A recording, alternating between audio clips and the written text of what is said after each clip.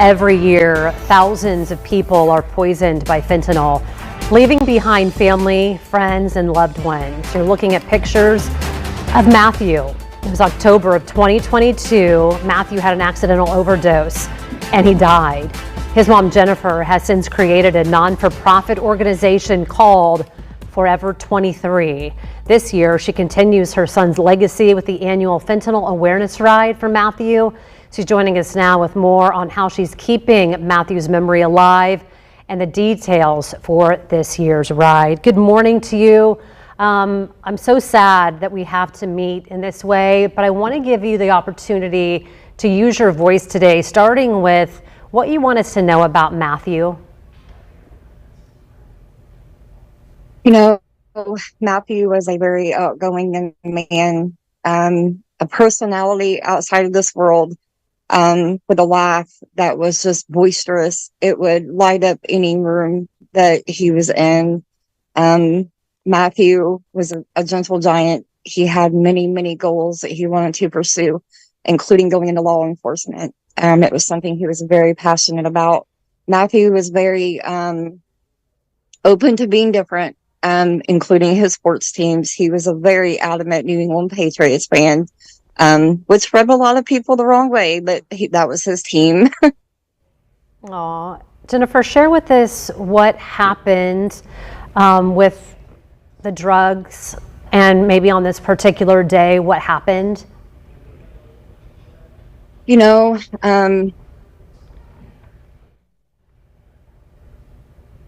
as many young adults do, they go down that wrong path, and I think wrong choices were made. I think Matthew battled a lot of insecurities and demons that he didn't deal with. The addiction was definitely bigger than him, and it was something that he couldn't beat. I, as a mother, saw all the signs. I helped Matthew with numerous number of times in rehab facilities, inpatient and outpatient treatment. As a mom, to have to Narcan your son, your child, is very difficult to do. But in that moment in time, you have to do what you have to do.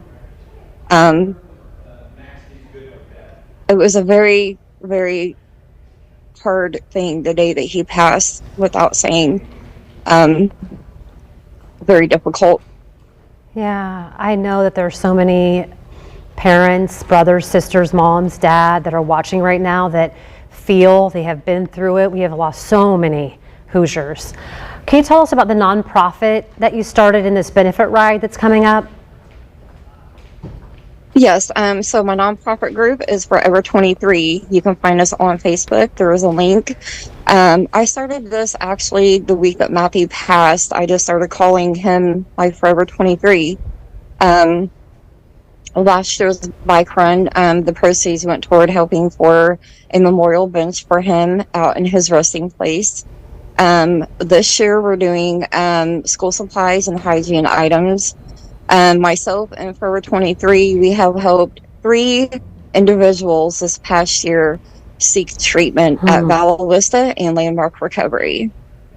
Wow, that is so really amazing that you've been able to use your pain for purpose and actually help others be able to try to overcome and to deal with this. Do you have any last word of encouragement if there is a mom or dad or anybody that's going through this with a family member? Maybe that's some person themselves and they just feel either lost by being in that trap of feeling that they can never get away from the hold of this, or someone that's dealing with the loss. What would you want them to know? You're not alone. You're not alone. And for the simple fact that I am here, alive and breathing, in Matthew's honor, and in everyone's honor that has lost a loved one to this evil epidemic out there, you're not alone. Your loved one is human. They are real. They deserve to be heard. If they can kick the habit, that's wonderful. But they need to know that relapsing and fallbacks are going to happen, and that's okay too. There's so much help out there. There is so much help.